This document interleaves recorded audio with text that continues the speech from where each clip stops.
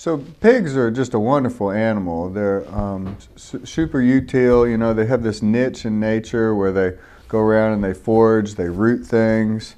They're sort of unique creatures. They're able to grow very rapidly.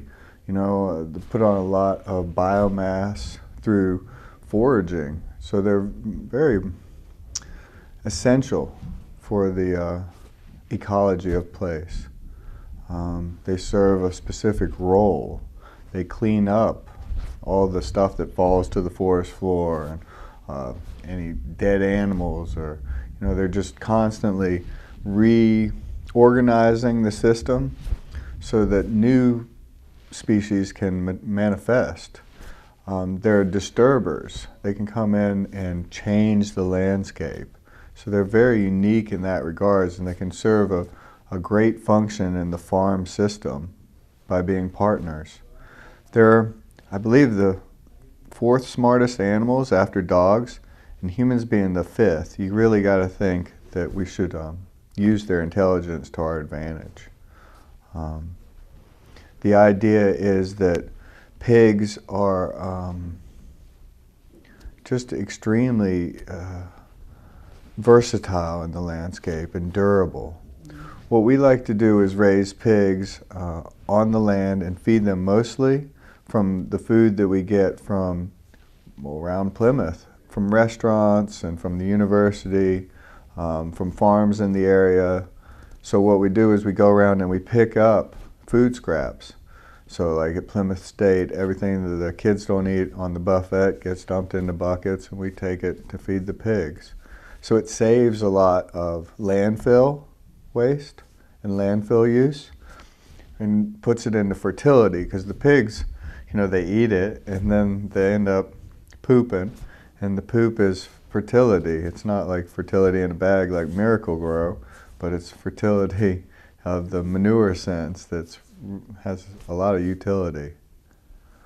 The idea with raising pigs is basically, they're pretty hardy animals, but if they get wet, if they get in situations where they don't have adequate food and water, then they're not going to do well. I mean, you need to have a shelter for them that they can get up in, and you need to be able to keep it dry. So it's important to add bedding, dry bedding, have hay or whatnot over the winter so you can keep it dry in their house. As long as they're dry, they'll be able to stay warm enough. But if they get all wet in a muddy environment, it's just not healthy for them. If you can keep them in a dry environment, in a little house, or have a covered area that's got about 3 sides to it, keep out of the wind and keep them dry, they'll do real well. And then it's a matter of trying to figure out how to keep water for them, especially over the winter, because it just wants to freeze and they want to spill it. So it's a task in itself to try to figure out how to maintain their water supply over the winter, because like I said, they're just not interested in leaving it in the bucket. And so how do you do it? Oh, there's a variety of ways, but you have to be sort of ingenious. You can put like a water heater underneath, and then build a sort of semi-enclosure around your bucket and take your bucket in and out. But it does take some doing. Particularly a bigger pig is going to want to just rip it right out. Little pigs, you got to be careful with like a 5-gallon bucket. They'll go for a nosedive in there. I don't know if you've seen the side of a 5-gallon bucket where it shows a little kid jumping in it. I've never seen that, but I've seen lots of pigs try to jump in 5-gallon buckets and drown themselves. So it's something to consider. In general, the animals, we breed some pigs up there. So that's where we get our piglets, but sourcing piglets can be a dilemma. You can find some on Craigslist. There's various Facebook groups, New Hampshire farm product type groups. There's also a state journal called the Weekly Market Bulletin, where you can find information, local farmers that have piglets. But you want to get the piglet, you want to then take it home and get it situated to where its house is going to be, feed it into its house and so forth. And then consider how you want to fence your pig. Because you really want your pig on dirt You know, some people would just raise a pig in a barn stall or whatnot, but it's really not the way the pig wants to be. The pig wants to be out in the dirt, you know, foraging, nose in the dirt, and how you can make that possible is pasture management. So you set up a system where you can rotate the pig through different sections of your pasture. So once he turns it all to mud, once he roots it all up, take it to the next place. And then the area he was, you could put down a forage seed, peas or vetch or alfalfa, clover, and then put him in the next section and rotate him around until that forage crop grows up, and then he can go back there and eat off that. So the idea is that sort of pasture management, you're rotating your animal around. And the way we usually do it is electric fence. It is you know, an added bit of technology, and you got to figure out, you know, if you want it battery operated or plugged into the house. But the electric fence is going to give you a lot of distance that you can cover pretty rapidly, and it's lightweight. It's pretty easy to manage. You just got to make sure it's got a good zap to it. But once it does have a good zap, the pigs are pretty, you know, it's the reason that we have this great advantage to me over the early settlers. The early settlers had to build these giant stone walls to try to keep their animals in, whereas we have electric fence, and it's just it's a great tool for this type of rotational management. It's easy to move around, and the pigs really respect it. So I found it pretty effective in terms of managing, keeping your pig from destroying your garden, and having him do the work where you want him to do it requires proper fencing. And the electric fence, to me, works the best. Otherwise, the pigs just bust right out. They'll tear up stuff. I mean, they're extremely strong. If you try to figure out how to move them, my advice is to lure them with food. Is definitely try to figure out a way that they come of their own accord. Because if you're trying to boss a pig around and he doesn't want to go where you want him to go, or he or she, it's a hard thing to do. There are a couple tools that work really good. You can get a tool that grabs a hold of their snout and pulls them pretty good. And I've seen and heard people talk about putting a bucket over their head and leading them backwards by their tail. But you get a 300-pound pig and try to do that. It doesn't always work. So how much space do you need really depends on, you know, a couple factors. You know, what time of year it is. You know, in the wintertime, they don't really want to go very far. They're not interested in going far. But, you know, from now till October, they could get quite a bit of terrain, depending on their age as well. They get, you know, as they're growing, they're very vigorous and won't, you know, active.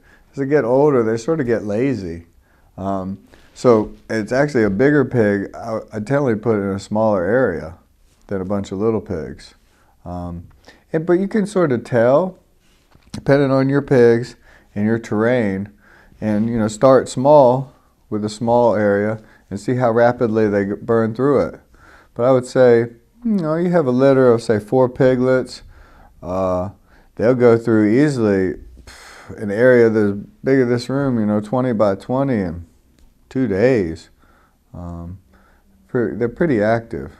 So the more rotation you can get, the better.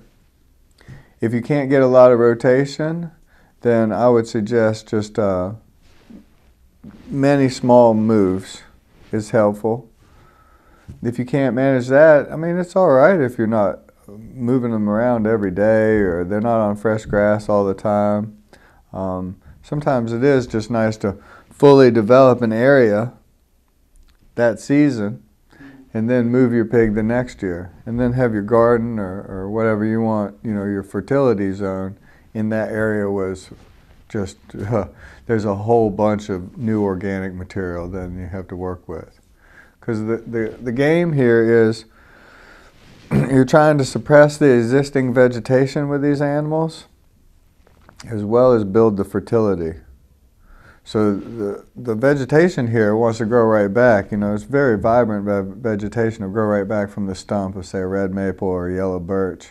But the pig can suppress that existing vegetation, the native vegetation, and eliminate all the competition for your tomatoes, for your potatoes, eliminate all the weeds, and then add the fertility, because the pig is putting down manure every day that is adding to the organic matter and the nutrient quality of the soil. You know, a big question here is, are you raising your pigs for pets, or are you raising them for meat?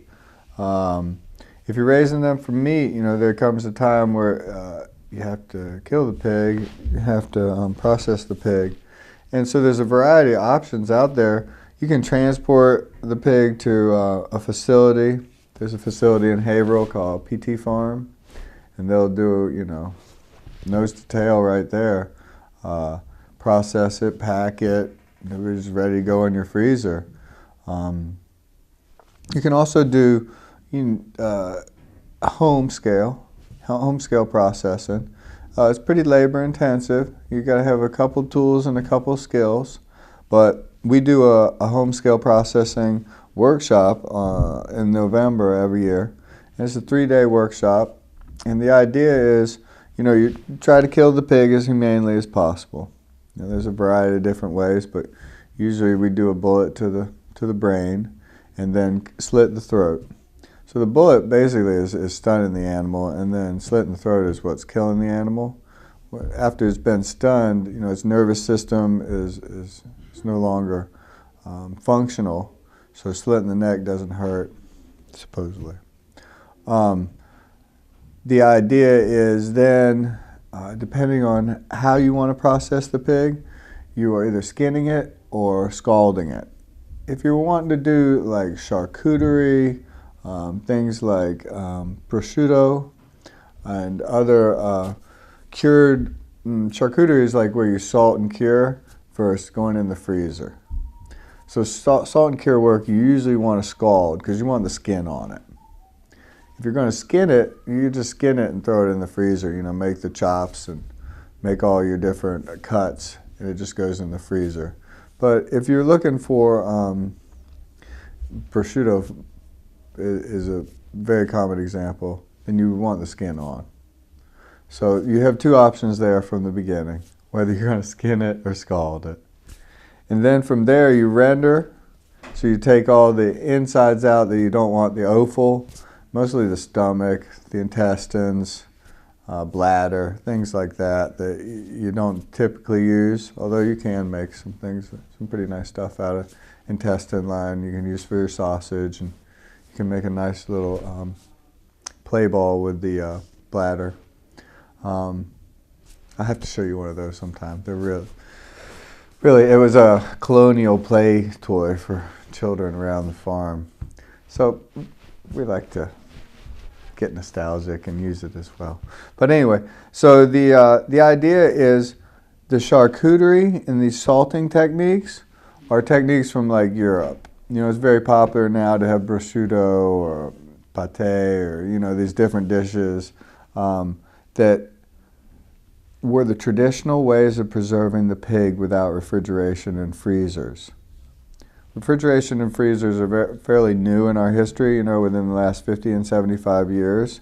So there's a whole history of preserving meat that's relatively forgotten. We're focusing more now these days on bacon, sausage, chops, ham, that sort of thing. Whereas these techniques are ways that the meat is preserved with salt and hanging, smoking, instead of just packing it and putting it in the freezer. And the question here really, so that those options that do exist, we should preserve the knowledge of how to perform those tasks, like how to actually make prosciutto, or how to make head cheese, or how to make your own bacon out of pork belly. All these techniques have been either given over to people who are doing it at an industrial scale, and we've just forgotten all that knowledge. But so the way to retake that is to get your hands into it, raise your own animals, and become familiar with these techniques so you can grow your own food and become part of that cycle again. So I encourage everyone to be a part of that, and feel free to come up to D Acres and see the pigs, visit the pigs, see the strategies that we're employing to raise those animals. But people are always welcome to enjoy that